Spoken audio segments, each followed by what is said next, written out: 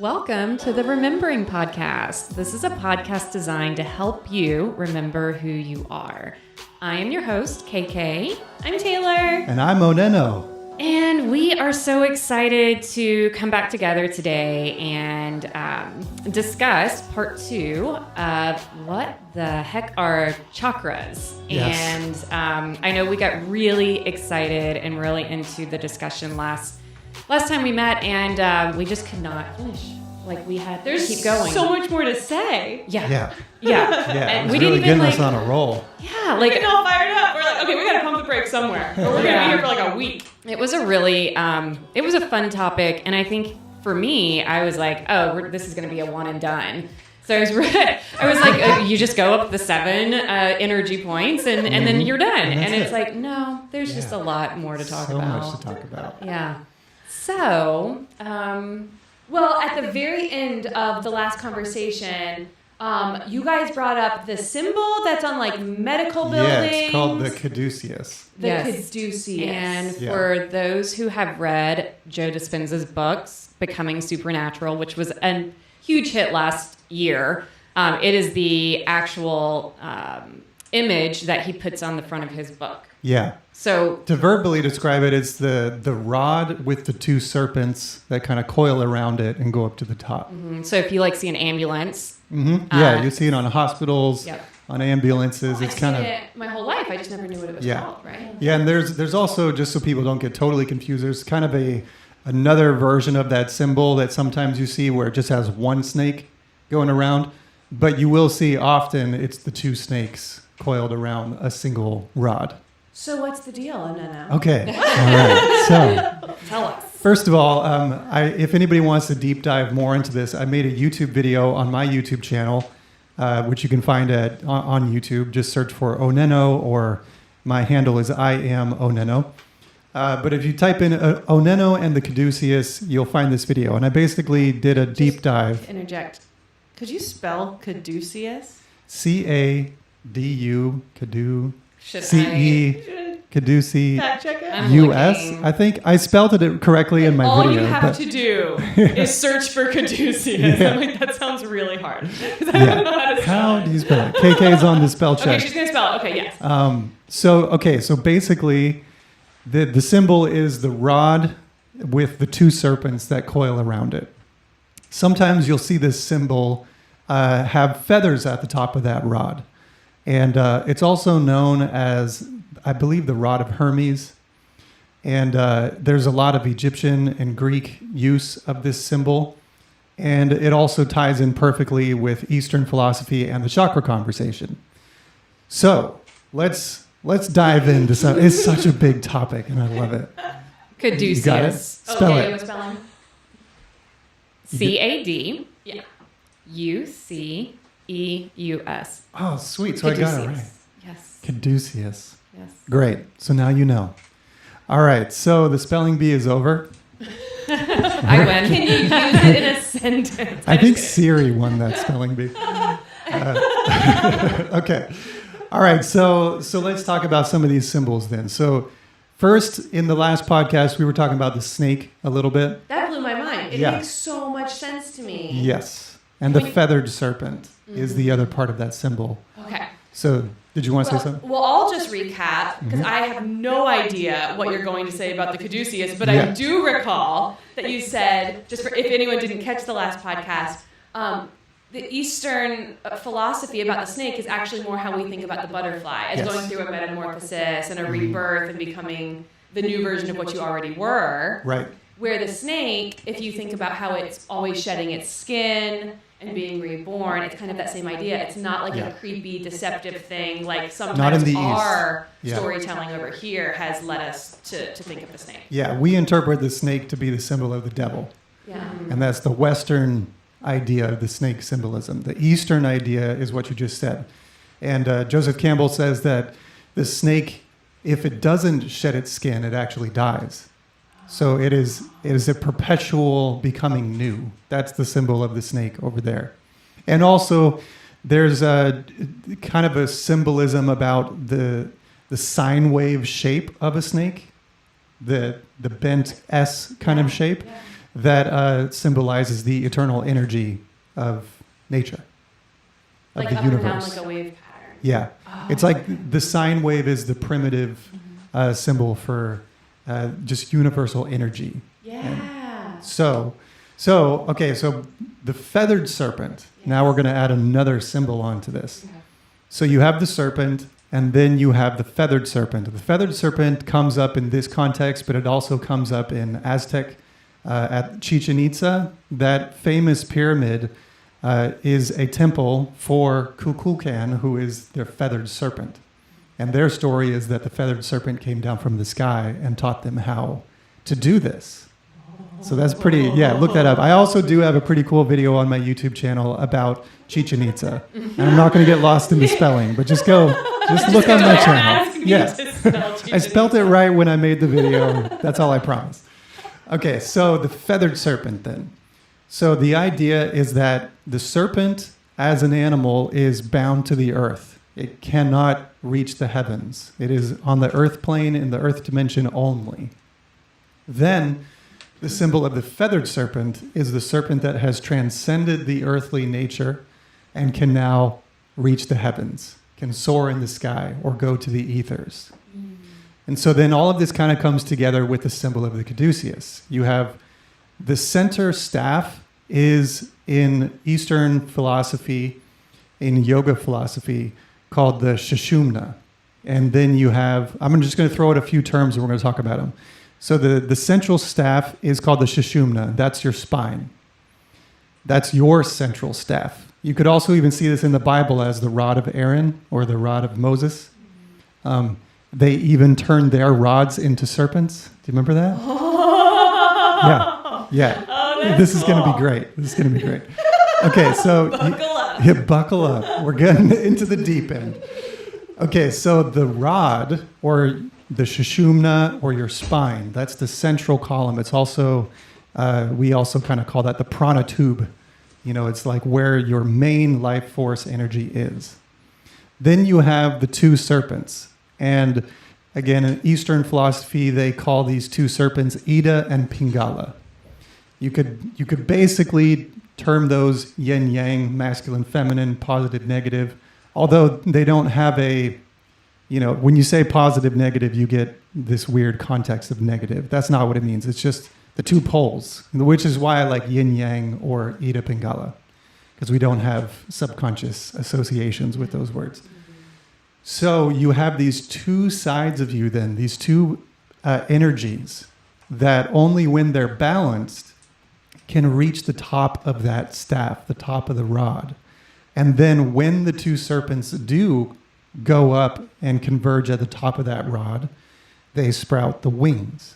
Mm-hmm. So the traditional, just to paint the picture for the listener, the traditional caduceus symbol or the rod of Hermes is a staff that has two serpents that cross along the staff, usually about 6 places. And then there's a ball at the top of this staff where the serpents come together, and then the ball has wings that is sprouting out of it. And so that's kind of the 101. And then now we're going to talk super deep on it. But to finish it, basically it's the central staff with the two serpents, the two sides of you, the yin yang, that when they're balanced, you can actually raise your energy all the way up your Sushumna, all the way up your main spinal column of chakras. And then when you do that, you sprout wings, which basically means you are able to transcend just your earthly nature. And you can think of it as Maslow's hierarchy. The Maslow's hierarchy can kind of be reflected here as well. That now when you're when you're at the top, when you've raised your energy, your consciousness up to this level and your chakras are cleared, the energy is flowing, you now actually perceive reality different. And when I say perceive, it's not with your eyes, it's with your spirit. It's with the soul within you is now activated and can move through the world in a very different way. So I got tons more I want to say, but I'm going to pass the ball over for a minute. Yeah, absolutely. So when I first did my first Chakra Principles class, before I did my Reiki 1 and 2, I had the same instructor, same educator. and she drew on the board the 7 circles, which were representing the chakras, and the arrow, kind of like a line going up around one, through the space between them, up around the other, turning the opposite way, and weaving up through all of these marks. Almost like when you have cones on a soccer field and you have to like zigzag through them and run down. That was kind of the trajectory of the arrow. And she said that represents the snake or the kundalini in the story of uncoiling and weaving its way up. And it goes clockwise, and then it goes counterclockwise, and then it goes clockwise, and then it goes counterclockwise, all the way up the spine. And she said, she goes, take it or leave it. Some people like to say that when it goes clockwise, that's the direction of the yang or the masculine energy. The more assertive, the more let's make shit happen, let's do things, let's power through. And then when it leans back and goes counterclockwise, that's the yin. That's the receiving, the sensing, the waiting. And what's so beautiful about it going one way and then the other, and then one way and then the other, that's the breath that we always keep coming back to. Mm-hmm. The masculine is this inhale, this puffing up, this becoming larger than life, the filling the space. And then the exhale is so necessary between each step. Yeah. And I realized recently, I feel like, especially growing up in American culture, I have been taught to inhale my entire life. Do this, and then do that, and then do this, and then learn this other thing, and then read this book, and without the exhale, without the pausing and the listening and the waiting, which is what's so valuable about meditation, which we talked about in our very first episode, none of the stuff that I'd been absorbing and learning and trying to make happen was actually able to integrate into my system. Right. It all felt like it was all just hovering on a raft on the surface of the water. Yeah. And it was about to buckle, which happens to us. You know, we get so full that we can't hold it all anymore. And we're like, I feel like I'm holding the weight of the world. Totally. Maybe you need to exhale. Yeah. How long has it been? Let the stuff fall into the water and see what remains, and then decide how you're going to keep going. And exactly. That's what this year has been for me. Oh, yeah. This pause from reality has just been a mandatory exhale. And looking back, I know 2020 has been a really hard year for so many people. I have to say I'm so grateful for the mandatory pausing to listen and reflect. That's the biggest thing that we don't have in our culture. And so I made a 21-day meditation course a few years back. And one thing that came to me that I've spoken about since was that the reason why I like meditation is because it's an action of inaction. It's something that we do that requires no doing. And it's the only thing in our culture that we actually have that supports that idea. Because we put our self-value on what are we doing. And being kind of falls into the background. It's kind of not important. And KK, you posted something on Instagram yesterday that I think would be so awesome to share on the podcast. Sure. Well, yeah. At some point, you don't have to do it immediately. We can go there. I'm reading a book right now called Christ the Eternal Dao, because I really like Taoism and that concept, but it's blending Christ's teachings with what Lao Tzu taught in the Tao Te Ching. And I wanted to share this because it has a lot to do with that when the two serpents finally reach the state of like the pineal gland or the chakra above that, the crown chakra. There is something that is relinquished within us, within our thinking mind. We think differently, we perceive differently, and like you said, our soul is actually interacting with the world around us in a very, very different way. And so if I can share this, it really stopped me in my tracks the other morning. But it says, it's talking about the primal mind, and this mind that when we're born into the world, we are taught to think a certain way, right? So it says, the one who still in some way possesses any thought has not yet left duality and arrived at simplicity. So this idea of these two different snakes, the masculine and feminine, the yin yang, all of that, like, that's still dualistic nature, right? But when we get to the crown chakra, or that enlightenment, the highest peak of Maslow's hierarchy of needs, we are now arrived at simplicity. And in the Tao, it says, of the three things of the 81 chapters, simplicity, patience, and compassion are the only three things that we should take out of that. Like, that's what we need to learn. So it says, but the one who has completely abandoned it has arrived in some fashion at the primal mind, though having supremely relinquished the power of thinking. So it's thinking that must be relinquished to let go of the primal mind to arrive at simplicity.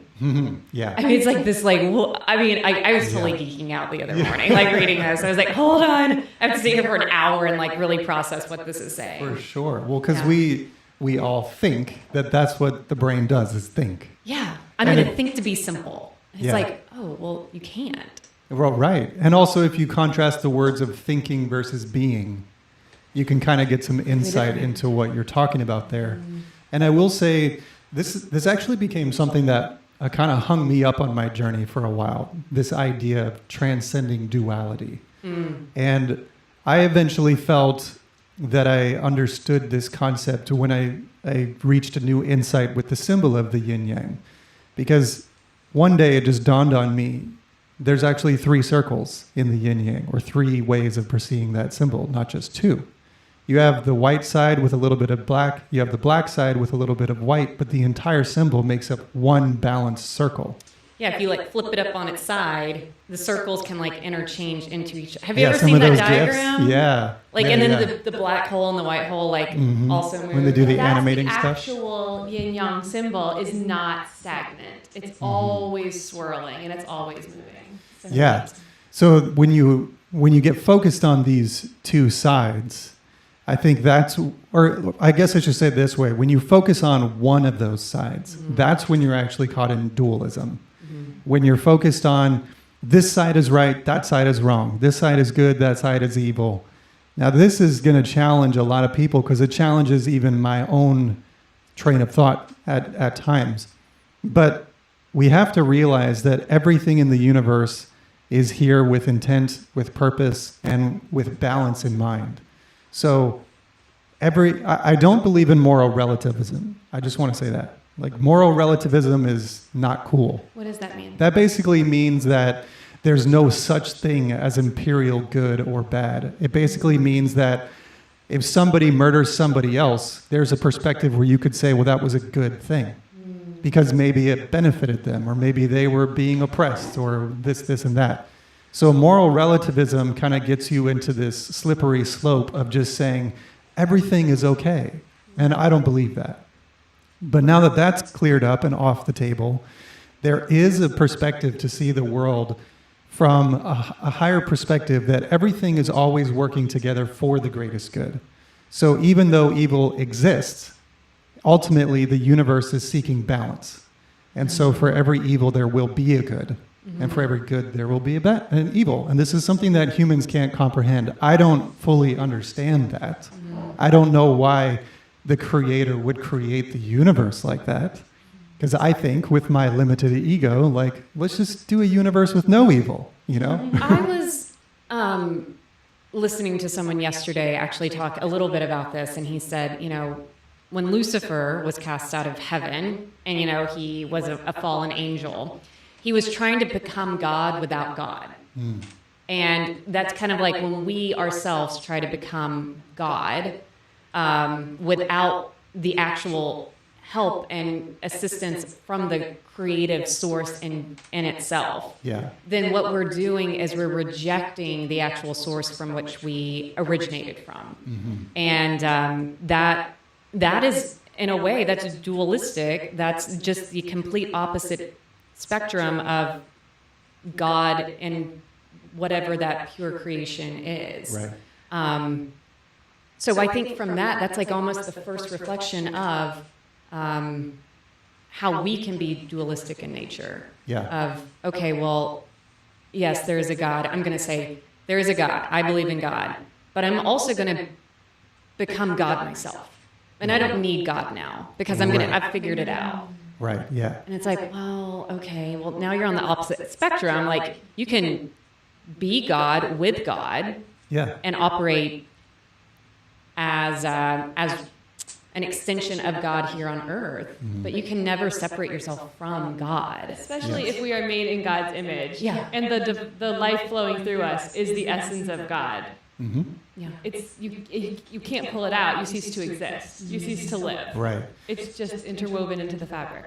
So what you're saying is reflected wonderfully, I think, in the Bhagavad-Gita and in the Upanishad teachings. Yes. Yes, because you have the idea of Brahman and the idea of the Atman.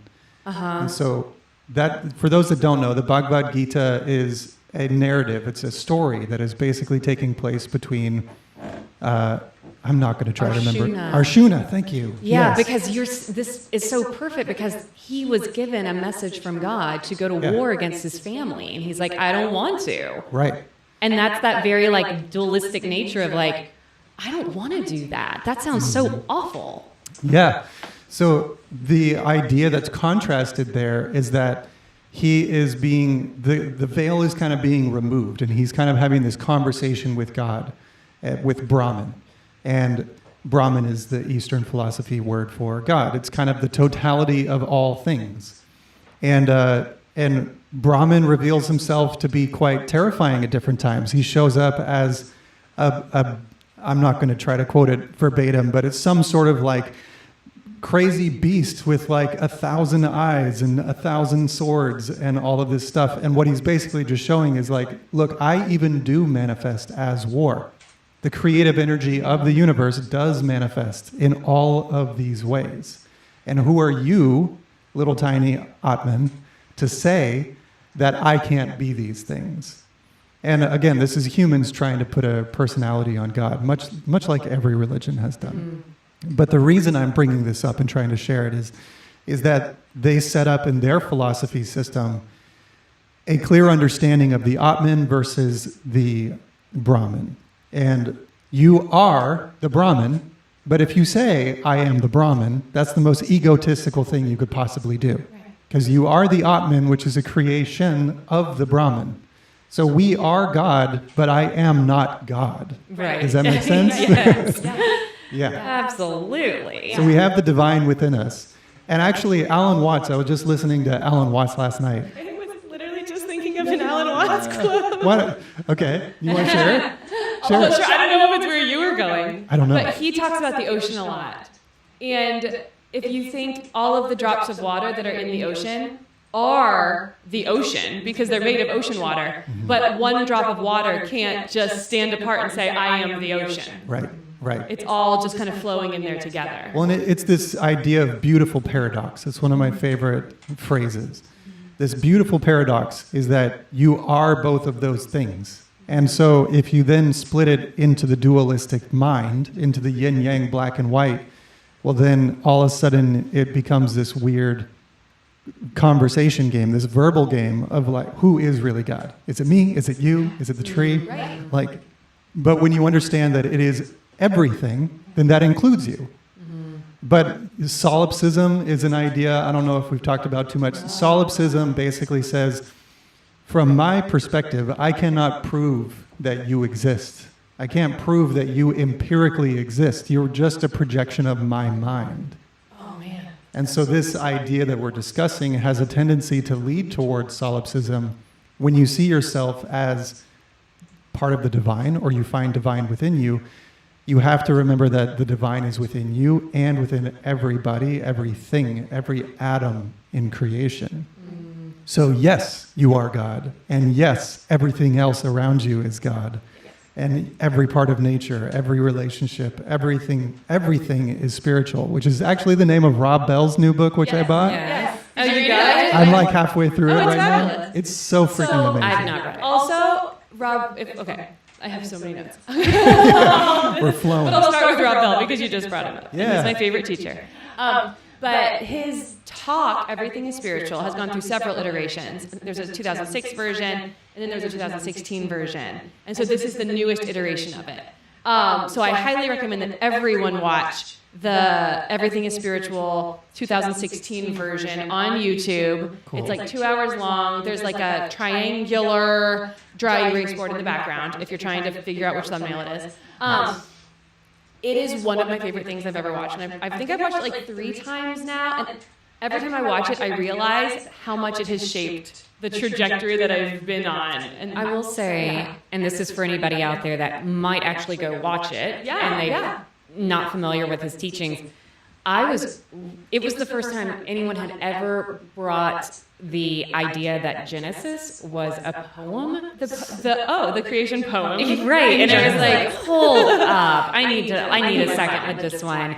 And so if you do go to that and there's some things that he says that you're just not very familiar with, like, just write it.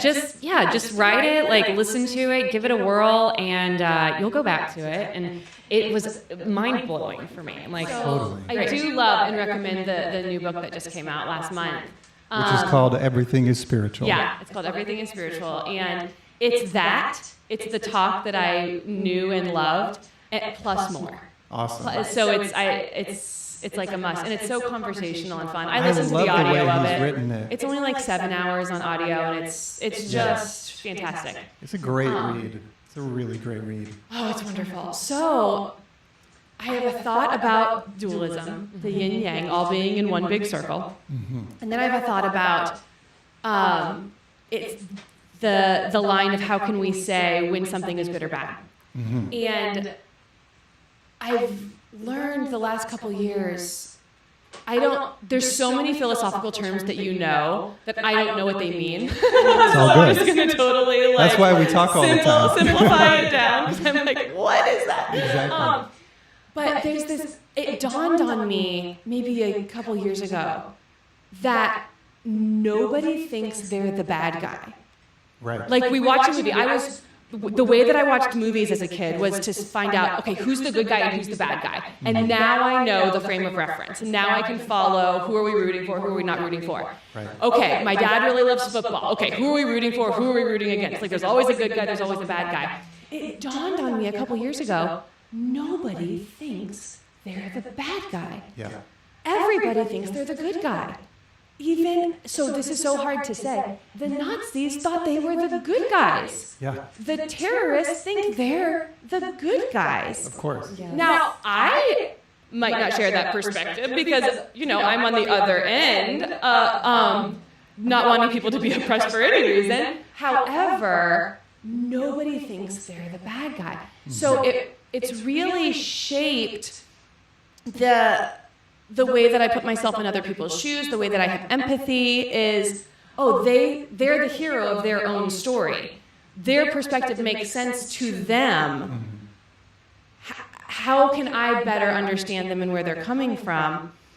And this also grows to so I was watching, Will Smith hosted a show called One Strange Rock. That I think is a National Geographic show. I saw that. It was a few years back. It was a few years ago. It was fabulous. It's all about planet Earth. And there's an episode about the creation of planet Earth. I have to interject really quick. What? They make him seem so dumb in that show. I didn't think so. You didn't think so? Like, he would come and he's like, well, what is Earth? Like, it was just really goofy. Like, it was just like, come on. Like, they're making him feel like... Oh man! All right. I love Will Smith. I do too. I love him too. The new Aladdin. I just love Will Smith. But I didn't like the Aladdin genie. Oh gosh. Okay. Anyway. All right, we're getting off tangents. Will Smith. Will Smith. Fresh He's great. Prince was I talking freaking about love him. Earth. Yeah, He's great. And there was an episode in particular about how did Earth come to be, and they kept talking about how violent it was, how all of these rocks kept crashing into each other, and there was explosions, and there was debris, and there was lava, and eventually with all of the heat and gravity, the lava glued the rocks together, and they formed. Amoebas weren't there yet. There was no life there yet. But if an amoeba or a human being had been present there, we would have said, this is a catastrophe. This is so violent. This is so bad. No one could ever survive this. However, when the perspective is of the rocks on planet Earth, it was the most beautiful thing for the rocks to come together to create this new form that could circle around the sun where life could eventually grow. Yeah. But if I'm going for a hike and I'm thinking, this is the most beautiful hike, I love the breeze, I love the trees, and I don't see the ants that I'm stepping on, the ants think it's a tragic day. Right, of course. And so it's all about perspective of what's good and bad. That was the whole point of that. That was great. I loved that tangent. That was awesome. I totally agree. The thing you inspire in my mind is actually something Joseph Campbell talks about a lot, which is that oftentimes how do you say it in one sentence? Like the best stuff that comes out of your life, or the best transitions that happen, come out of chaos. It's the chaos that actually can be the greatest gift in your life. And that's why the hero's journey, I think, is set up the way that it is. That he actually goes into the underworld. It doesn't go into heaven. Have you ever noticed that? The hero goes into the underworld, and he confronts chaos. And most times, he's thrust into the underworld. He goes there, most times prepared, but also having no idea what he's getting himself into. And so the hero actually has to go, he gets chaos imposed upon him, and then that triggers his journey to now confront the thing that will bring order back into his life. And then he's new. Jordan Peterson talks a lot about chaos and order. Oh, yeah. That's another dualism. Yeah, and you have to have both. Yeah. The only way to achieve order in your life is through chaos. Mm-hmm. And when you feel chaos in your life, you know you don't have order. So it's kind of like this, it's the way that we can guide ourselves individually into being in balance. It's like, oh, my life is in chaos right now. Why? Mm-hmm. Well, let's look at your discipline. Let's look at your routines. Let's look at, you don't make your bed every day to say, I made my bed today.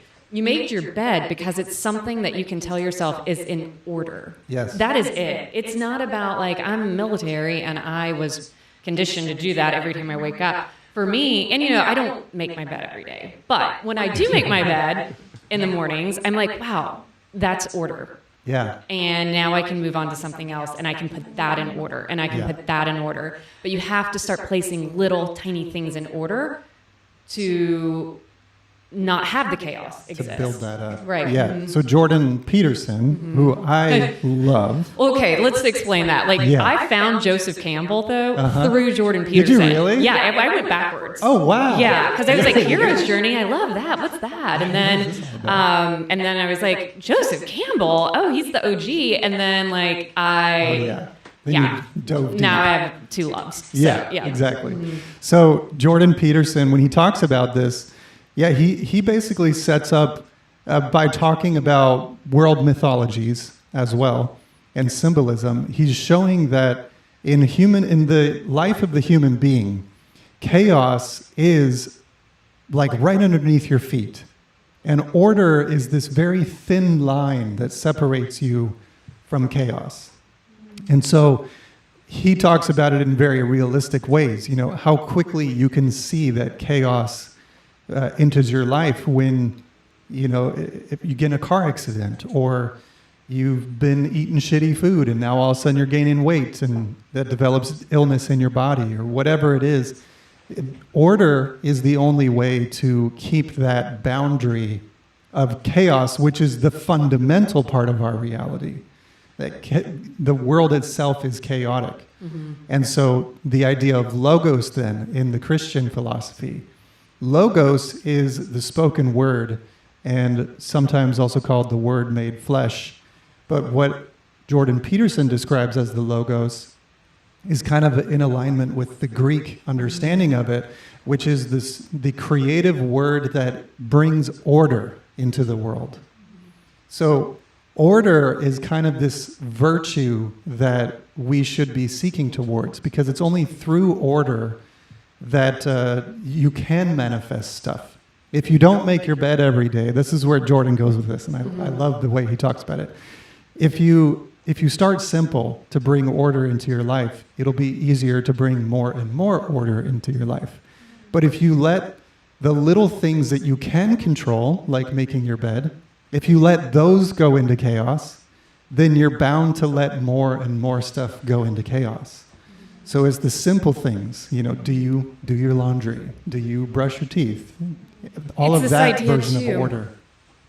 In like a religious context, so this idea in Christian world is like you take up your cross daily, right? So that taking up the cross daily can be, I'm speaking out loud, a thought process, but it's taking up the cross daily is also taking on your responsibilities daily and not allowing yourself to say, well, I'll get to that tomorrow. Right. Because you can't do that. So because you have this you have this attachment, you have this responsibility, you can't not pick up your cross daily. You can't not feed your children. You can't not pay your bills. Everything has every action has a reaction of equal force. And so it's like, okay, if we think about that in ourselves, like not just through, paying your bills, but also improving yourself. I have to eat healthy. I have to meditate, and I have to talk to God, and I have to read. I have to contemplate. Like, these are the things that are as a part of taking up your cross. 100%. The kind of, the idea of taking up your cross and being crucified daily, I see it as, I am a master procrastinator.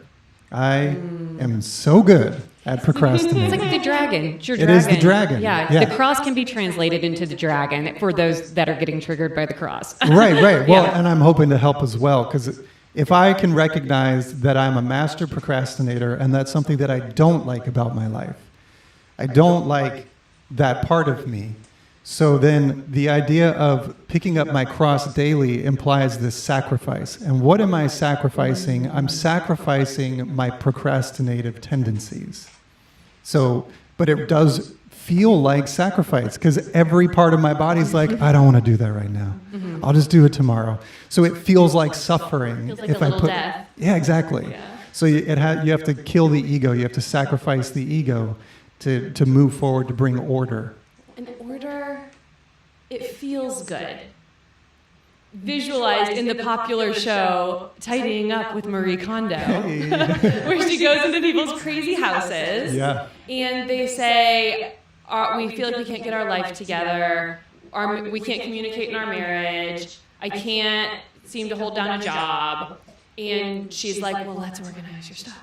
Let's get rid of all this clutter that doesn't represent you anymore, that this part of you died, you shed this skin a long time ago, why is it still here? Let's get it off the drawing board. And I love watching people get rid of all their stuff because for me, it's that visual of clearing out all of that dead skin, clearing out all of that clutter, all of that dead version of me that I've let go, and to bring it back to the solar system. I thought you were going to say chakras. No, we'll bring it back to chakras eventually. Okay. Can I say something to add on to what you're saying? Yeah. And then the solar system? And then And then aliens at some point? Andromeda next. Yeah, I just wanted to add on to you right there that somebody once told me to look at my house as a reflection of my mind. Ooh, I've heard about your car. You can use Yeah, it. Same thing. Your Same thing. possessions. I mean, come on. Yeah, because if you have Physical space, like again, I'm a master procrastinator and I'm not very organized when it comes to like keeping papers in order and like that type of stuff.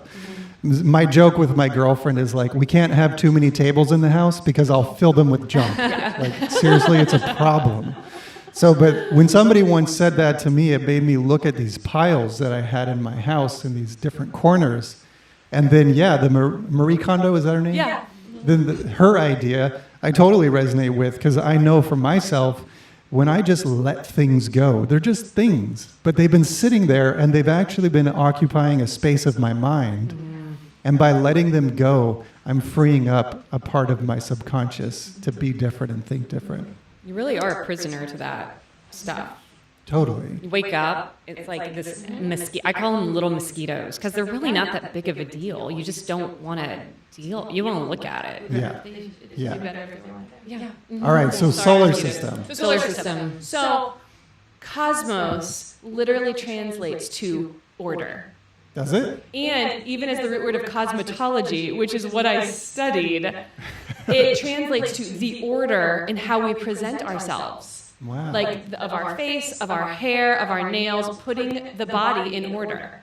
And cosmos is the order of the planets all being aligned, of this pattern that keeps happening, keeping everything in balance that we see over and over, not just in our solar system, in all the solar systems in our galaxy, and beyond, is this order that happens.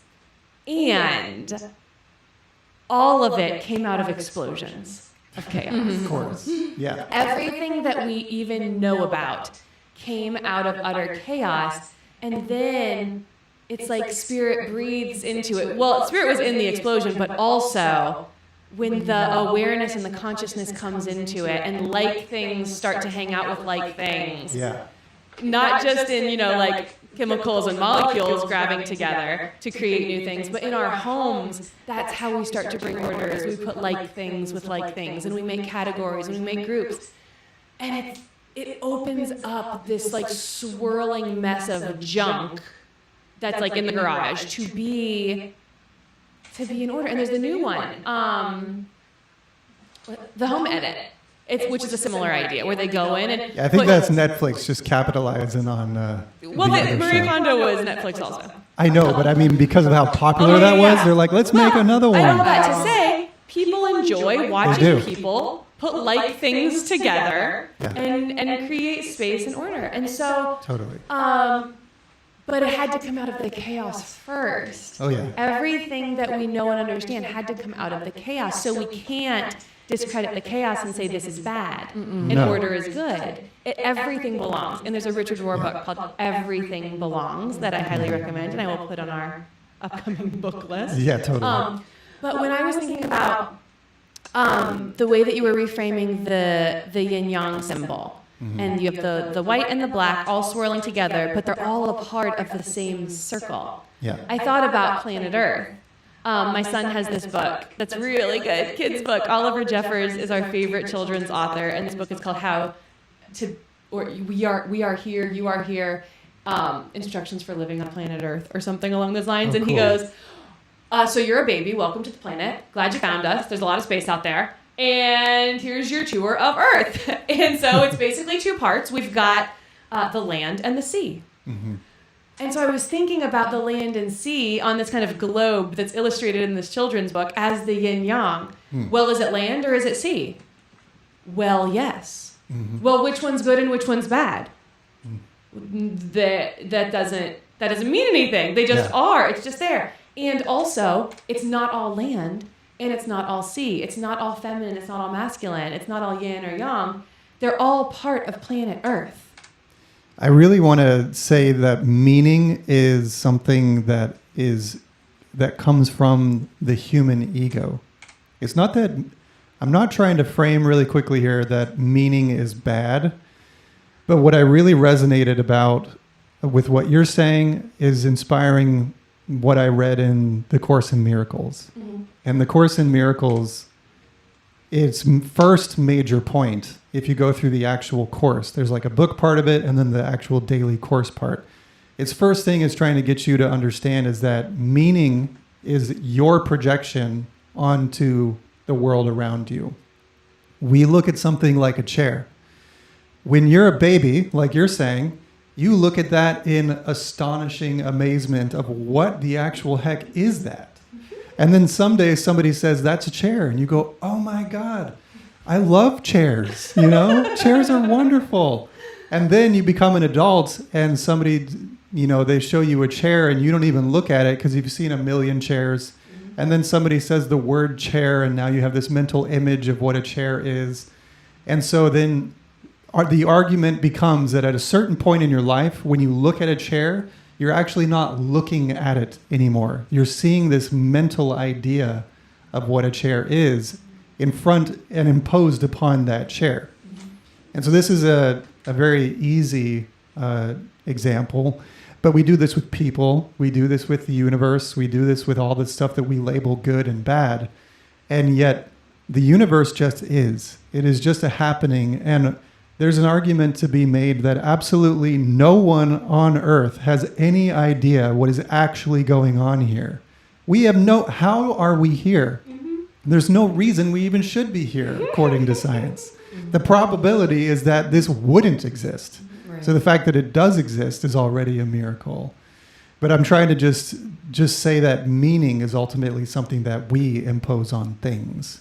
In that Rob Bell book, Everything is Spiritual, he shares the name of his favorite book, which I have yet to read, but I want to share it because the name of it in and of itself is fabulous. What is it? And it is, Seeing is Forgetting the Name of the Thing One Sees. I love it. That's the title? The title That's a good title. Isn't that great? That's Seeing so is good. Forgetting the name. The thing one sees. And just having fresh eyes and just not having to assign labels or an understanding that you think you may have on something. Yes.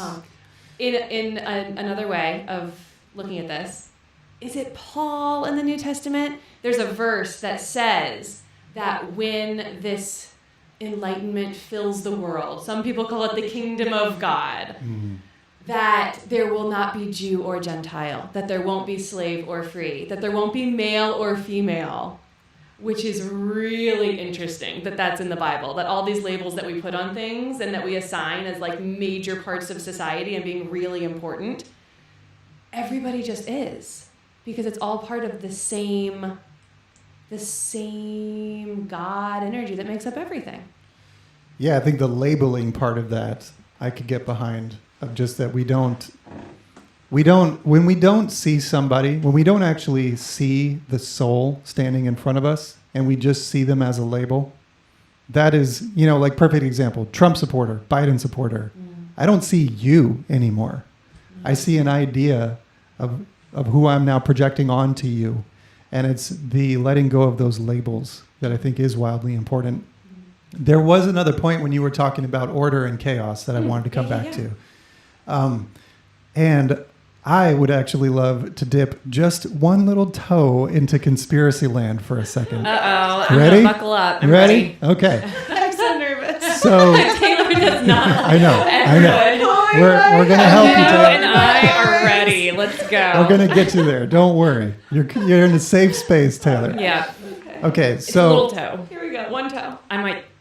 All right, let's go. I'm ready. just tipping in. Okay. So the New World Order has the phrase "order out of chaos," and it's on the back of our dollar bills, on the back of $1 bills.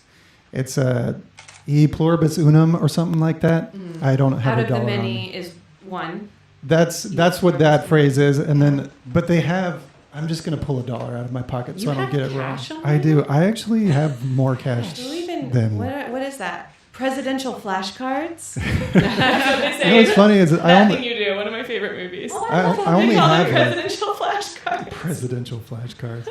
Okay, so Nuvis Ordo Seclorum is at the bottom of the pyramid on the back of the $1 bill, and then that's New World Order. Where is so maybe it's part of the Skull and Bones. I'm not exactly, now that I'm trying to cite it, I can't remember who says this, but their idea is order out of chaos. It's part of the New World Order type conversation. So there are creative principles in the world that are universal. The idea that order comes out of chaos is a universal idea. Sure. Following. Following you, tracking. Haven't lost me yet. And she's waiting for the other shoe. So the other shoe is that these people in the world that want to actually enslave humanity, they use this principle in the negative to their advantage. So instead of chaos just existing and then order happening as your response to chaos, these people actually create chaos so they can then also create the new order. And so I'm not going to go into I'm not going to break this down with a specific thing that's happened in the world, but this is the philosophy that these people go by, which is that, okay, so if order comes out of chaos, then if I want a new order, I have to create chaos first. So then it's problem, reaction, solution type thinking. Well, that reminds me what we were talking about last week with fear versus safety being like our most primal way of relating to things in the root chakra, and how you were saying how the fastest way you can connect with someone is over fear. Like if I'm watching an infomercial and they say, people who use those kind of shopping bags, everything goes wrong for them. And it's like a black and white image of like all of the groceries falling out of someone's car. Infomercial. And it's like, or you can use this one, and the woman looks so happy in color, like hands on her fists, like smiling. But that's the idea, like, if you're trying to sell someone something, you have to make them think that their world is in chaos and shambles in order to offer them the solution. Yeah, because then they'll need that solution. That can be with, shopping bags or a governmental system. Exactly. Yeah. It can come from anywhere. What I'm actually trying to highlight is that there is a principle in the universe that order comes after chaos. But when you say that, people that are already kind of in thinking about this conspiracy might be like, no, that's not universal. That's about the New World Order. And I'm trying to show that actually this is why I've gotten so into symbolism, is because symbolism itself is neutral. And it's how it's used that actually determines the positive or negative outcome of that. So the idea that order comes from chaos is a very normal thing. And yet these people they actually do one step further to create a negative. They create chaos. So instead of chaos just being natural, they actually manufacture it.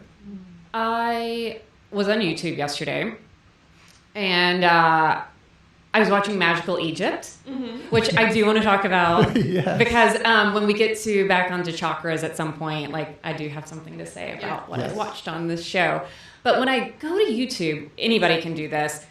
If your volume is up, you have to like mute it, because there's this clip of people talking about how bad 2020 is bad, and what they personally are experiencing.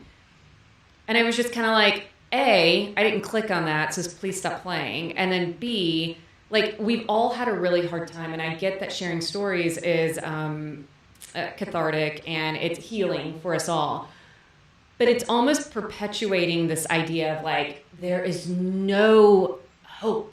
Right. It's just hard, and it's been hard for me, and it's been hard for you, and look what I've gone through, and look what you've gone through. And, Biden did say in the presidential debate last week that a dark winter is coming. Why he used those words, the fuck, dude? I don't know, but it is creeped me out, and I keep thinking about it.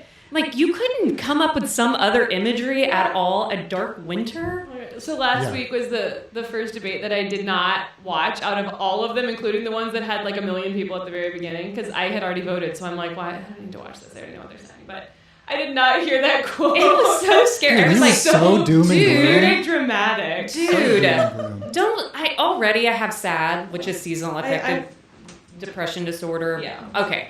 So if you're going to tell me it's going to be super dark, I just need to go ahead and start like pumping up on D3 plus the context of what the whole the dark winter. Anyway, but so yes.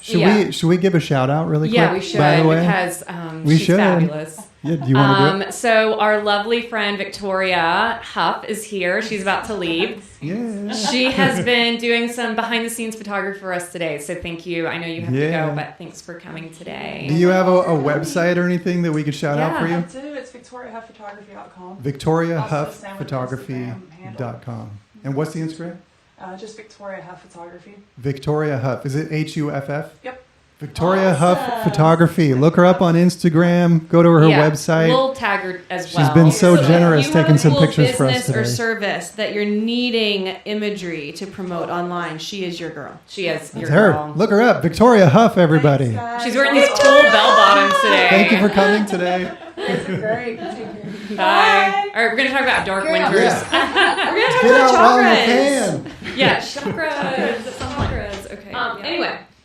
Yes. So, order out of chaos is where we were. Yeah, We were we're talking going. about the magic Egypt. Yeah. Okay. Yeah. So let's go back to chakras really quick, because Let's we do it. had the snakes going up. We're up at the crown chakra, and I know we'll bounce around, but there's this image of a pharaoh, and it was made out of this really, really like extremely hard stone to carve into, which is one of the mysteries of Egypt. Is very like, how the hell did they carve into this stone?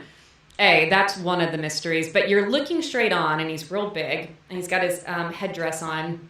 But if you walk to the side of him, he's got a falcon hovering over the back of his head, and the wings are made into the back of the headdress. Wow. And what it's saying is that enlightenment is not usually seen when you're looking at the person head on. That's brilliant. You have to go around and get to know the person before you can see really what their objective is, what their how they operate in the world, if they are enlightened or not. And it's brilliant. It's so brilliant, and it comes from, I mean, Egypt. We could talk a whole. Egypt is just real cool, and so if you think about like they already had that idea of like enlightenment is at the crown. It is at the top. But it's not something that you should, this awareness or this enlightenment, quote, air quote, it's like, that it's just a way of being. It's a new way of looking at the world. And like you said, like, what's good or bad? Well, what isn't good or bad? Like, what isn't right or wrong? You could make a case. And many people are very proficient at debating things, that you can make a case that anything is good or bad. And then, if you're a good debater, you can flip and argue the other way. Of course you can. Yeah. And the Eastern people, they even get right to the root of it, saying that they don't say suffering is even bad. Now, I said it like that, so it would be a little bit triggering. But because you would immediately say, well, one thing we could all agree on is that suffering is bad, right? Now, inflicting suffering on someone else is not what I'm talking about. Not intentionally harming someone. But life itself includes things like suffering. If you label suffering as bad, that is now you having a reaction onto a situation taking place in your life, that if you react to it that way, you may not experience the blessing on the other side of this suffering that's coming your way. And life, and maybe I'll say it this way, God, Spirit, has more understanding of what we actually need than what we think we need. Mm-hmm. So you might think, I need to get to my job today at 9 a.m. And then next thing you know, God puts something in your path and there's a road outage, or your tire goes flat or something like that. You have to go to a gas station. But then next thing you know, you get to talk to somebody and you end up building a bond with them, or they can help you in one way that you were looking for, or you can help them in a way. And so what I'm trying to illustrate is that when our lives get derailed, if we label that as bad, we're already shutting ourselves off from where life itself is trying to tell us to look. And the same thing happens in the idea of suffering. So, and that's also where the idea of compassion comes in, because there is a part of suffering that is inherently hard to deal with. So compassion should be offered there. But I think the hard labeling of like, well, default bad. Relationship ends, default bad. Maybe not. Yeah. It's a really good exercise to say, is that true? Do I absolutely know that that's true? If I were to flip that phrase on its head, can I think about reasons why it could be true the other way? Mm-hmm. And that's Byron Katie. She has the 4 questions that she calls the work, which is anything that's challenging you in your life, trying to look at the reverse of it and see if it could actually be a different way than you understand it. That's a good point. Well, and there's the Buddhist idea that the suffering is where we become aware of the healing being possible. And Rumi, who is was a Muslim desert father, amazing poet, Sufi, says the wound is where the light gets in. Oh yeah, I love it. So good.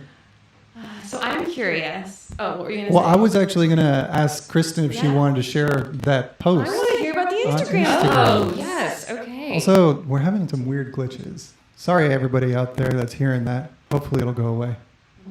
So, all right. Guys, I have an Instagram. It's called KK Lagan. It's the last post. I don't post that often unless I just really feel like I need to do it. I was watching something on Netflix this weekend. Can't remember, but it was about the Fibonacci sequence. That's what I do in my phone. As one does. And so it was like explaining how the mathematical equation 0 plus 1 is 1, 1 plus 1 is 2, 2 plus 2 plus 1, because it's every number 1 previous plus 1 to it. is 2. So it's 1 plus 1 is 2, then 2 plus 1 is 3, And then then 3 plus 2 is 5, and then 5 5 and plus- 3 is 8. Yes, okay, Yeah, thank you. that's And the Fibonacci. so freaking cool. Anyway, I know all about the Fibonacci sequence, but he was, gosh, I wish I could remember what I was watching, but he kept referring to it as an organic expression of nature. So the Fibonacci sequence is a consciousness expressed in mostly in nature, but in a lot of things in the universe itself, and us, and shells, and all kinds, and food we eat. Oh, so is that the golden ratio? Yeah, Yes. you can find Where phi you look at a and the golden spiral ratio. Yeah. and the way that the spiral expands on itself. Yep. Okay, got it. So Following along. this idea of organic expression to me really stuck, and I was like, for us to expand in ourselves, intellectually, consciously, unintellectually, unthinking, it is just going to happen. It's just naturally going to unravel, and there's nothing to be done. You just need to be there. It's like an undoing It's process. undoing. So I found this quote, and it was beautiful because it's from the book Man's Two Natures, Human and Divine. So the first part of the quote was all about how... Who wrote this book? So it was a Russian philosopher. Omar... It's a really complicated last Sure. name. Yeah. I'm not even going to try. Probably But a lot of consonants. yeah, lots of things going on there. But definitely it's called Man's Two Natures, Human and Divine, the book. But from the first, if you're going to live as a human being, you will see that in every single field, which is social, political, economic, you are going to do it to your own benefit, which is what you were saying earlier. Like, nobody thinks they're the bad person. And because we're doing everything to our own benefit, the interest is purely egotistical, it says. So even in love, a man and a woman seek each other out only in order to take. So it's this possession, the taking, and then the personality is a trinity, a triangle pointing upwards. It corresponds with the trinity of the mind and heart and will, but in their lower manifestations, it will come up with forces that seem to oppose the realization of its selfish desires and tendencies. So you never realize you're being selfish. You're just seeking out for self-preservation, basically, right? That is the human nature. But if we can move into the divine nature, the higher self wants only to enlighten, to radiate light, to give, to help, to sustain others, and it is always trying to protect something of itself that emanates generosity and itself love. That is why it does not hide its possessions. It gives freely. And so, and I'll wrap this up so we can discuss, but it says the fundamental virtue of the higher nature is to give. That is what the virtue is, a radiance, a projection of the self from the center, and the need to sacrifice for the giving of self, like the sun, which gives and gives. So why do we give? To become free, to do what the sun does, and to become like it. Mm-hmm. Yep. That's kind of the Occam's razor. What am I trying to say? The like clear-cut way, I think, to know where your nature is do you operate mostly on service to self or service to others? Do you get incredibly annoyed by people asking you for help? Or do you feel ready to go when they like, and I'm not talking like, hey, give me $10. I'm saying like, if your friend comes to you and is like, hey, I really need your support on this thing and going on in my life. If you feel taxed by that, chances are you're stuck in your lower 3 chakras somewhere. Chakras. Pulling it back around. Yeah. Hey. All right. But if you've raised yourself to be able to hold space for people, to show up for them, to be compassionate for them, that's a good indicator that at least you're up above the heart somewhere. Yeah. And I'm never the type of person that says you should claim you're enlightened. I actually have this feeling that the moment of enlightenment is the moment you leave your body. That's like kind of my personal belief. So as long as I'm in my body, I feel I have work to do. So I'm not going to claim that I'm done being a human while I'm still a human. But what I am trying to say, though, is you look at the teachers that we look up to from the past. You got, obviously, Jesus, Buddha, Mother Teresa, Gandhi. All of these great spiritual teachers from our past all had one thing in common, which was service to others. And they would put the upliftment of the world around them as actually their number one cause, instead of just becoming rich. And I'm sorry if this is a tangent. Can we talk about one thing that really bothers me? I'm just going to go there. I'm going to go there. When you put it like that. Because it's in this regard. I do want to call this out. There's a massive wave of spirituality unfolding, especially in the younger generation and in the social media generation. And it bothers me that this is being turned into a product. This is being turned into something of like, I'm going to hold a retreat, or I'm going to make a course, or I'm going to do a webinar, and I want you to pay me $5,000, or I want you to pay me $189,000. I don't know what number it is. But it's always a shitload of money. And it's like, if you just pay this price and you just show up and you do the work, usually for yourself, you're going to become enlightened, or you're going to be, your higher self is now going to be in you, or you're going to touch the divine. You're going to have this transcendent experience if you pay me, if you come to my thing and buy my product. And I've just, from the beginning, I've had a visceral gut reaction to never liking that stuff. It's not that if you're going to be a spiritual teacher, I support that. Like, I'm even doing some of that on my YouTube channel. I love inspiring people. I sell a meditation course for $21 because after doing my yoga teacher training, I wanted to help give people the skills of meditation. But I would never claim that if you do my meditation course, you're going to have enlightenment on day 22. That the enlightenment is the product. That's the product. That enlightenment becomes the product, and it's all about how much you pay for it and what you do for it. When it's literally to get to enlightenment is the opposite direction.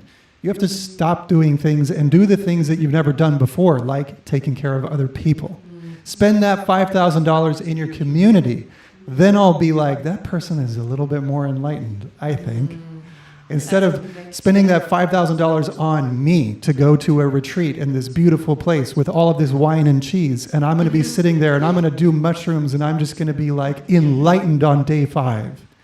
That's not it. Like, okay, I'm not trying to say that you shouldn't do those things, but I'm trying to say the framing of these things bothers the shit out of me. I also want to say, just to, play devil's advocate. Let's do it. Let's have it. That there's so many different paths to find God. There is. And that certain people are going to feel more comfortable initially exploring these ideas in a way that might be a little more luxurious. And so it's hard for me to say, well, that's all bad. But I definitely understand what you're saying about how we can, especially in our culture, capitalize literally anything. That's what I'm mostly market talking about. Literally anything. Exactly. And how there's like, I've heard this example of yoga, people going to like competitive yoga competitions. Okay. Which, like, the nature of yoga is like the opposite of that. Exactly. So, but that idea of like, okay, let's actually look at the heart of this. Let's look at the root of this. Now, look, if you're going to spend a lot of money and go to a place and do your thing, I'm not trying to shame you. I'm trying to say that. I want to avoid. Yeah, I'm trying to say the culture of turning spirituality into a capitalistic product. That's what I have my problem with. Yeah, that's painful. Because I'm like, if you do go on let's say you go on a yoga retreat and you go to Tulum, Mexico. I love that place. Mm-hmm. You go there, you pay $8,000 for your trip and all of this. If you have had a opening of your spirit because of that type of thing, it's because your spirit was ready. It had nothing to do with the money you spent, had nothing to do with the location you were in. Maybe it had some to do with the teacher that you aligned with. So, yeah, I'm not trying to be super black and white and say it's all bad, but I am just saying the tendency has turned into that now because, let's just say, make up some random person, they now think, well, I've got enough followers on my Instagram that if I just made this product, and what are people into? They're into spirituality. Okay, I'm going to use these catchphrases that everybody hashtags. I'm going to do mindfulness. I'm going to do embodiment. I'm going to do this, and that. Now I know how to talk the language, so I can turn that talking into a product. So then I sound like I know what I'm talking about. I can say all the phrases appropriately to get you to open up your wallet and give me money. And now we've got a product going on. Well, it's religious Cool. Yeah, evangelicalism. Thank you. Yes. Wow. It's a big one. It just reminds me of like Benny Hinn of like in a different sect. It's like, Right. or having its own Rod Parsley. I don't know if you remember Cleflo Dollar. All of these like religious figures are like, they know how to walk and talk and say, hey, come to this. I remember doing stuff like that when I was younger, going to these youth retreats that did cost quite a bit of money, but you get excited and you feel that emotionalism, and you're with like-minded people. So it's like going to youth camp, and then when you get out of youth camp, you want to go save everybody, and it's like, whoa, it's not breeding this. It's not what this is doing. It's not attempting to create deep roots. Right. It's very shallow. It's building your house on sand instead of Exactly.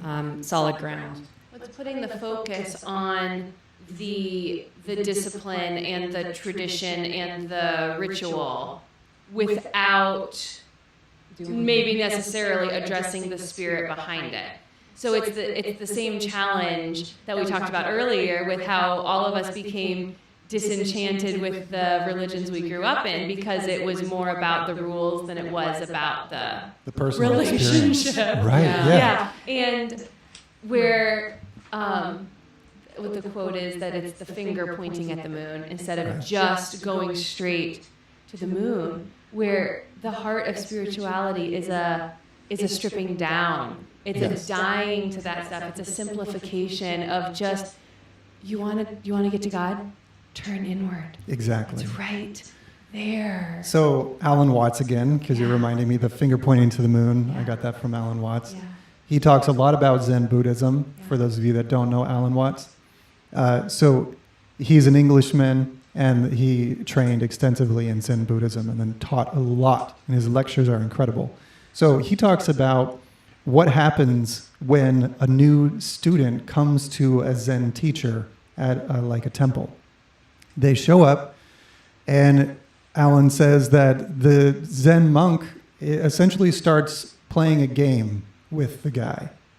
I'm assuming it's a guy in this story. So somebody shows up and says, I want to be taught. And the Zen teacher says, taught what? Like, what do you need to be taught? And, well, I don't know who I am. And then the Zen teacher basically plays an entire game with this guy, being like, how? So you want me to tell you who you are? You want me to explain something that only you can know and no one else can explain? So then what he actually does is literally the opposite of doing all of what the guy actually wants. The Zen teacher does the opposite to the point of frustration. So if the student that's showing up thinks that what it means to be Zen is that you don't smoke cigarettes, well, this Zen monk, who maybe never has smoked a cigarette in his life, might actually light a cigarette just to fuck with that student. And that's what they do to eventually get the student into a place of such frustration where then finally he'll have a moment of his authentic self coming forward and being in that state. And then the Zen teacher will be like, that, right there, that is what you came here for. And that's who you really are. And it's something that I can never tell you. So that's the difference of approach between the capitalistic model we were just discussing. Freudian slip there, huh? Hey! Freudian slip. Yep. And the opposite, the actual spiritual approach of going within. And that's why I do believe we need teachers. I do believe we need tools. We need the help. But if a teacher does not reveal to you that you have it all within you, then it's not cool in my opinion. So in Magical Egypt yesterday, God, it wasn't Magical Egypt. It was a different podcast I was listening to. But they were talking about how Aristotle and Plato and Socrates, they were all part of like these mystery schools. But it took them like 20 years. 20 years. Like even Isaac Newton, you know, all of these, Napoleon, all of these big thinkers of history. They were aware of a lot of the things we call mystery schools today. Like it's what we're talking about right now. It's like some of this kind of like esoteric language, but they were actually putting it to practice. Yeah. Day in, day out. They didn't have the distraction of our phones and the computer and the internet. And I mean, they were literally doing a lot of this work every single day. And so they were able to reach these levels of consciousness and tap into the spirit world and walk with the spirit world and as being fully human as well. And so the integration was much, I think it was a lot more tangible than it is today with spiritual teachers of today. So what I really enjoyed about that idea is like, you could be 25 and say, oh, I'm going to start a course online and I'm going to teach you Enlightenment. And it's like, where did the wisdom come from? And what's the experiences? And how did you get to this point? And not saying like Jesus was 20, he was 30. Yeah, of course. Age is not the thing, but I understand. Yeah, and so, but what I'm saying is like, I would say with age comes wisdom. Yeah, and of course, yeah. experiences and More opportunities to break down your preconceived notions. right, and to Totally. be more forgiving and kind and empathetic. And so, but you know, like you said, age doesn't really mean anything. I know a lot of older people that, you know, aren't very kind or empathetic. So yeah, I don't know. I understand what you're saying. That's just, I would say, be cautionary. I'm cautionary, like as far as. Well, and the proof is always in the pudding. There's a phrase in the Bible of you will know the tree by its fruits. So it's always going to be obvious in the fruits. So there you can see these major differences in what I'm talking about. If you look at one of my favorite teachers that I've found on YouTube that just radiates such a deep spiritual soul presence is Mooji. Do you guys know Mooji? Yeah. Mooji? He's wonderful. I listen to him and I'm like, dude, it doesn't even matter what you just said. The vibration of your voice just took me somewhere. It's peaceful. Yeah, and I feel the same way. You listen to Eckhart Tolle or you listen to Tony Robbins, you know, whatever. I'm not trying to say that those people shouldn't do what they're doing, but I'm saying kind of along the lines of UKK, if you're a millennial right now, you're young, you're trying to think of business opportunities for your life. You then approach spirituality from a business perspective first because you're like, oh, I think I can make money from this. This is trending. I do know how to talk about this, and I can then capitalize on that. But there's a major difference between that train of thought and the other teachers I was just laying out. Because it's like the inner work that they have done has reached such a point where they've magnetically attracted people to them, not by Feel it in doing. their presence. Yeah. Well, it feels like they are so in tune with the divine inside of them that it radiates out of them. And it's that giving energy because it's just overflowing out of them. It's the excess of what they've already tapped into inside. Yeah. Where then you have teachers, and it could be spirituality teachers. It could just be in the dating circle. It's called thirsty. Yeah. Where it's like they're not full enough inside of their own presence and confidence that they're trying to drain everybody else around them. Thirsty for attention. Yes. Yeah. And that's the main difference. It's like the faucet's flowing the other direction. Good point. And I'm gonna tap back into Richard Rohr again because I'm rereading one of his books right now, and so he's fresh on my mind. But in his book, Falling Upward, he talks about how somewhere, usually in the middle of someone's life happens to you, and it knocks you on your butt, and there's what he calls necessary suffering, and it's going to break apart a lot of the preconceived notions you've had about the way the world works, And the way that you respond to that is what shapes who you become in the future. He says in his kind of like metaphorical first half of life, you're building the container. This is my name. This is my job. This is where I live. This is how much money I make. This is the kind of person that I am. And then life happens at some point that throws all of that into question. And the second half of life is then spent filling the container. And the actual container and the details about the container aren't as important as what it's filling up with. And so I think in a lot of these authentic teachers that I'm happy to give my money to because they do teach me how to tap back inside to myself. Sure. Is their vessel is full. Yeah. Where some of the people who are just using the lingo, it's just the vessel and it's not full yet. Right. Not that it won't be, or not that they won't even learn how to fill it themselves through this tactic. Of course. But you can feel that difference. Yeah, yeah. It's just a presence. It's a presence and it's a soul awareness. Okay, so if we want to bring it... And I do think that's also why sometimes we see it more in older people, because they've had more time. Sure. Yeah, they've seen Get more. there. Yeah.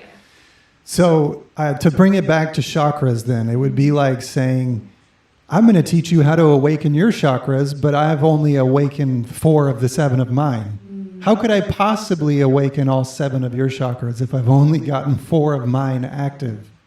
I learned recently, someone was saying, you can only go as far as your teacher. As your teacher has gone. Your teacher can only allow you to go as far as they have gone. Oh, I see that. Yeah. Yeah, of course. So if they've only... but you will surpass your teacher, right?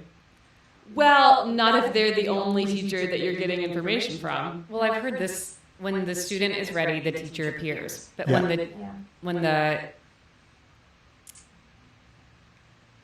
when the teacher disappears, the student is ready. So like then the student actually becomes the teacher. Oh, I see. So like at I some see. point your teacher will come to you when you're ready, right? And Yeah. but the teacher does have to go away again at some point, you know? And then Because you But to become the what you're teacher. saying, like that's a good teacher. They teach you everything that they possibly can, and then they send you on your way. They're a good guide. But if you're saying, if you've only learned how to activate up to your solar plexus or up to your heart, and you haven't gone all the way up yet, how could you possibly teach someone else that? Right. So let's make a musical example. If I know how to play piano by ear, but I don't know how to read music, and someone wants me to teach them how to read music, I would be a terrible teacher for that type of thing. I could easily teach them how to read by ear, but if I don't know the thing, then how can I teach it? And there's a major problem that's going on in the spiritual community landscape, as far as I can see, which is that we have to be careful that as we become more spiritual, that we don't include our ego in our spiritual world, because there is it's even laid out in yoga philosophy. There is a ego version of spirituality where you can say all the right things and you can appear to be authentic and you can be generous, but it's all coming not from the heart. There's an ego that's attached there. One clear example would be like when I was in LA, these conversations were amazing. I'd say, I'm just getting into yoga, I'm doing this and that. Who's your teacher? Oh, my teacher is that guy. Oh, I've heard bad things about him. Like, first of all, why are you interjecting that right now? Second of all, this wasn't about my teacher. You just made it. And then third of all, you're saying your teacher's better for X, Y, and Z, or whatever. But it reminds me, this was one of Jesus's big beefs Yeah. with the church back in the year 0. You know, when he would go in and flip the tables. Yeah. It was, the Pharisees were completely obsessed with the rules and appearing a certain way without the inner transformation to back it up. Yeah. And they were trying to over monetize and product and promote something that was not meant to be used that way. Exactly. So he goes into the tabernacle and flips the tables over. Yeah. And says, Love this that is story. not how this is supposed to happen. This is not authentic. So the book, the Richard Rohr book I'm actually rereading right now is called Immortal Diamond, and it's all about the true self and the false self, or the ego. versus the soul. Yeah. And I actually want to do an episode about the true self and false self. Oh yeah, I we got to think- talk about higher self. Yeah, yeah. That's kind of what I was thinking too. Yeah, I think that would be really beneficial because this can be unpacked. Yeah. I learned about that from Alan Watts as well. And yeah, the idea that when your spirituality becomes still about how you appear to others, Yes. and it becomes a power play instead of dying to the self and being humble and being the last in line, which is what Jesus talked about. It defeats the entire point. It really does. I love John the Baptist for that very purpose because Yeah? he was like known as this character in the Bible of like just dirty and like crazy man and ate bugs. And I've been attending a local like Orthodox church recently, and they have iconography like all over the walls, and they have like the disciples. And you can tell who John the Baptist is because it looks like he has dreads and he's got dirt on his face. And it was just like, Pigpen in the oh my penis. God. Like, it is so freaking funny. But at the same time, I'm like, yeah, like he didn't give two fucks. Like what people thought about his appearance. Like he is doing his thing. And I think it's absolutely what a like, talk about symbolism. Like who's the one that baptized Jesus? Mm-hmm. John. Yeah. Yeah. So it's like, what are we actually like, what kind of trick are we playing on ourselves through this idea of like, who's spiritual, who's not? Come follow me, don't follow me. That's an ego game. Yeah, it's all ego, and egos. That's the big trick of being alive. So I made a video on YouTube that was, I think I called it, "Are You Woke, Bro?" It was saying, this was like 3 years ago when I made this video, and I was calling out this new culture of wokeness to just basically try to give one little hot knife through the butter? Yeah.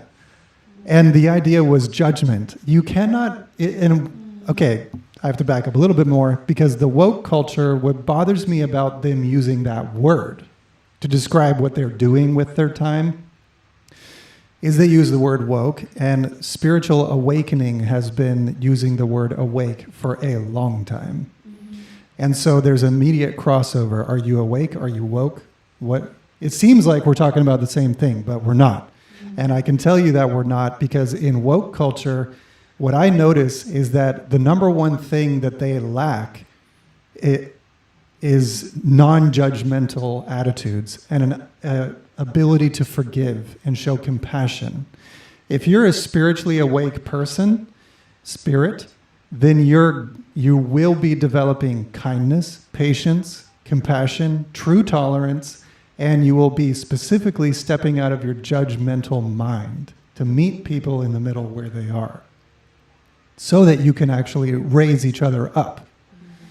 So that is my big problem with woke being the current word for the social landscape, because woke includes judgment, criticism, tearing down, separating, and pulling people apart. Not being as woke Right. as someone else. Exactly. That's the perfect illustration of the ego game, is that I'm more woke than you. Therefore, third person perspective, you're not awake. Like, person one says, I'm more woke than person two, and person three over here is like, dude, you're both not awake for having this dialogue. Also aware of the hypocrisy of this conversation. Well, what could be hypocrisy? In what way? Of saying those people say this, and that's not a good way to do it, because that sounds like judgment in and of itself. Well, I'll tell you why I don't think we're being hypocritical. Okay. Because the perspective I'm trying to lay out is open platform for everyone. Forgiveness is available to everyone. The letting go of judgmental thoughts is for everyone. Showing up with compassion, showing up with your heart, showing up, accepting the person for who they are and not saying you have to change before I love you. That's Which is the danger of bad religion in the first place. right. Yeah. We put conditions. So that, To clear up if I have been misperceived by anybody out there, I'm only trying to say that we should be showing up, removing the labels, removing the conditions that keep us from showing up with our hearts into the relationships that we find ourselves in. Whether it's family, friends, coworkers, strangers, homeless people, we need to be showing up, removing the labels. I label you as homeless, so now I'm not going to see you as a person. I'm not going to show you my heart. I label you as a bad sister, and so I'm not going to show up with my heart. And that's what I think we're lacking in 2020. I was convicted about this recently of labeling certain types of people that come into the salon that ask for really expensive services. And the way that I'm like so ashamed to say, but like the way that I kind of stereotype certain types of people based on the services that they get.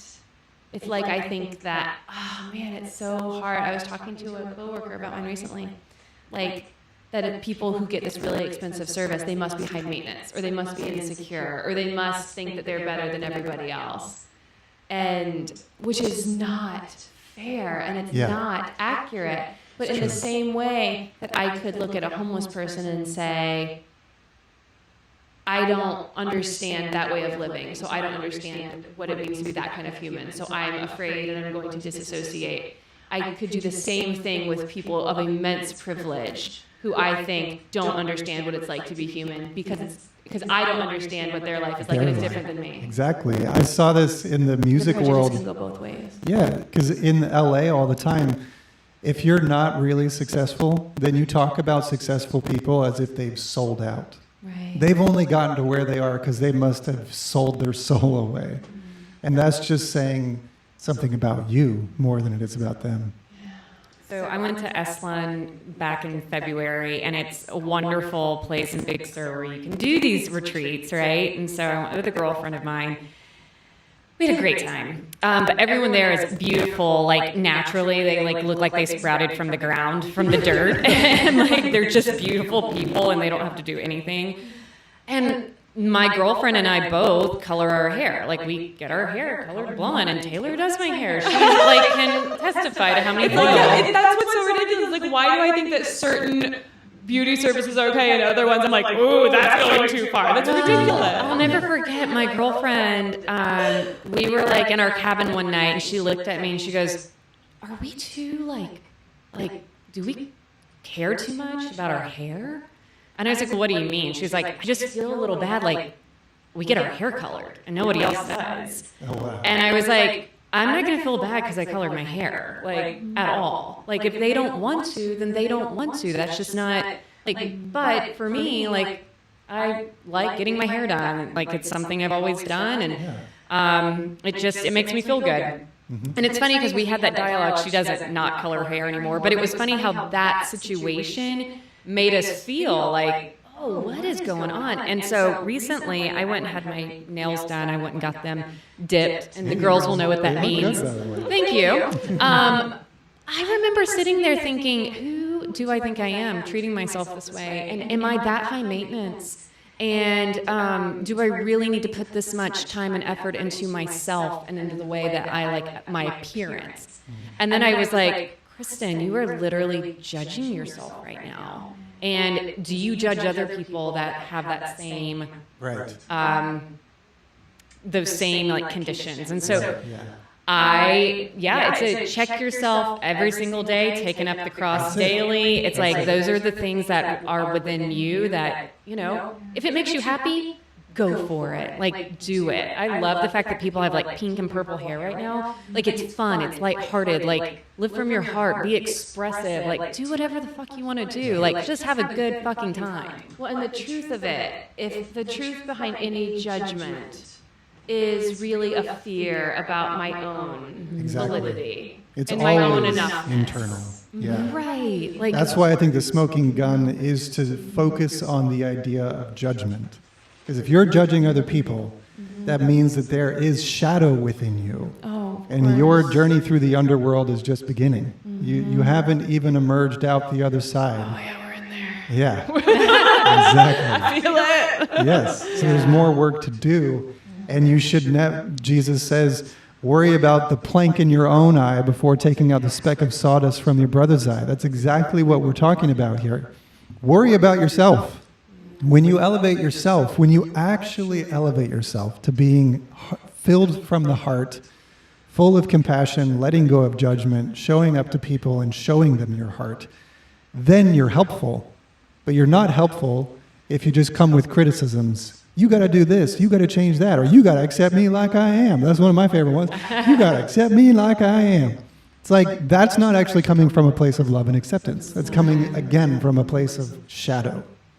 Some work has to get done there. Love, I think I've shared this before, that Pete Holmes in his book Comedy Sex God says that he's come to understand love as saying yes and saying you are allowed.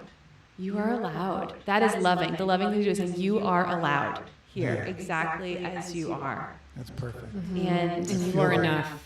And I don't remember, this is terrible. I don't remember if this is Eckhart Tolle or Gandhi or some person that I view as very enlightened. But Wonderful. the quote was along the lines. Honestly, I think they have both said this in paraphrased ways. That the best thing that I can do to help the world is to work on myself. Yeah. And to not try to point fingers, which is the idea that if we don't judge and point fingers at anyone else, it's checking the plank in our own eye. The most beneficial thing that I could do for all of the things all the suffering that I witness in the world is to work on the shadows in my own self. Yeah. That's the thing that I can do. And honestly, that's the only thing that I can do. That's it. That actually is the only thing you can change about the world. Can't change the world. You can only change yourself. And then Alan Watts says, when a man lifts himself, he lifts the entire universe with him. So you are holographically connected to everything at the exact same time. If I change even one thought in my subconscious, I have affected the world. But if I try to change the world, I don't always change my subconscious. And there's a channel named Bashar. He's one of my favorite guys that I've listened to, and he talks about the world being a reflection. If you think about it this way, if you're standing there looking at your own face in the mirror, and you see an unhappy face, but you want it to smile, you don't go over to the mirror and try to make it smile by forcing it with your thumbs. You have to smile, and then the reflection has no choice but to smile back at you. Really good. And that's exactly what happens in the real world. When we lift ourselves to new levels of kindness and peace and tolerance, you will actually experience more of that in your reality. That is so true. People always say, like, people are so mean right now. And I'm like, are they though? but are they? Yeah. Like, people are Maybe you actually should really, look at who you like, are. what are you projecting out there Yeah. to receive that type of reaction from people? Yeah.